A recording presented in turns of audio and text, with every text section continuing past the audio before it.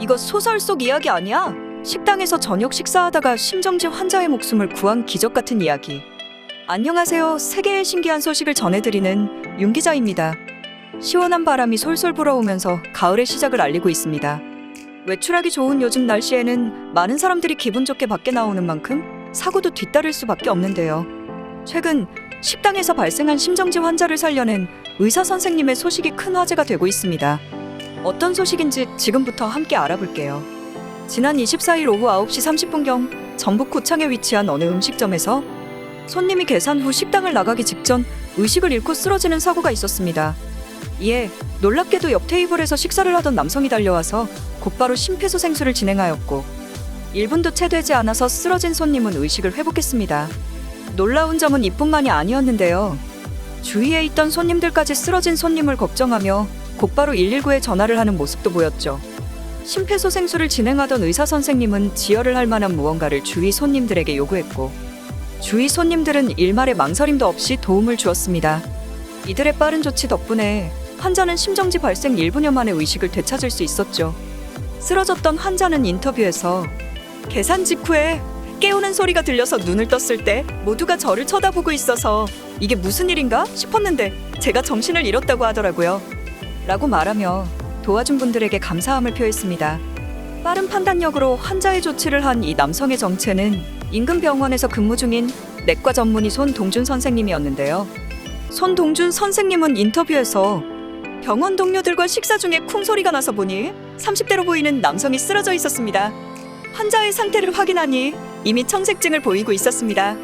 그래서 심정지 상황 혹은 호흡이 안 되는 경우라고 판단하였고 바로 심폐소생술을 진행하였습니다. 라며 환자에게 빠른 조치를 하였다고 했습니다.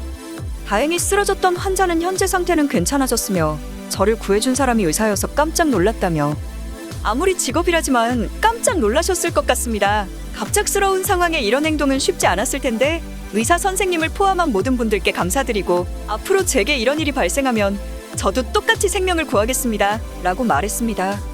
이렇게 놀라운 사연은 각종 SNS를 통해 빠르게 퍼져나갔으며 해외 네티즌들은 저게 진짜 소설 속 이야기가 아니라 실화라고? 의사 선생님은 정말 아무나 되는 게 아니구나. 우리 일본에서는 누군가 쓰러지더라도 아무도 관심을 갖지 않아 남의 일에 섞이기를 싫어하는 문화가 지배적이거든.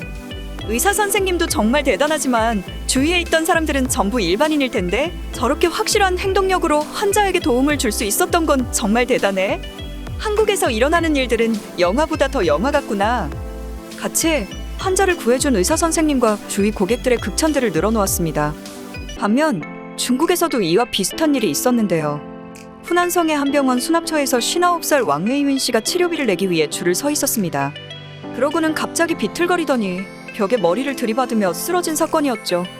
의사 한 명이 이 광경을 목격했고 왕 씨의 청구서만 살펴보더니 수납처에 건네주고 유유히 자리를 떴는데요.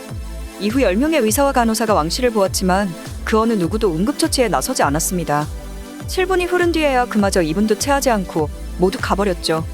왕 씨는 12분 가까이 차가운 바닥에 누워 있어야 했고 결국 숨지게 된 안타까운 사연이었습니다. 이에 왕 씨의 유가족은 의사와 간호사가 그렇게 오가면서도 어느 한 명도 신경 쓰지 않다니 세상이 어떻게 이렇게 냉혹한가요?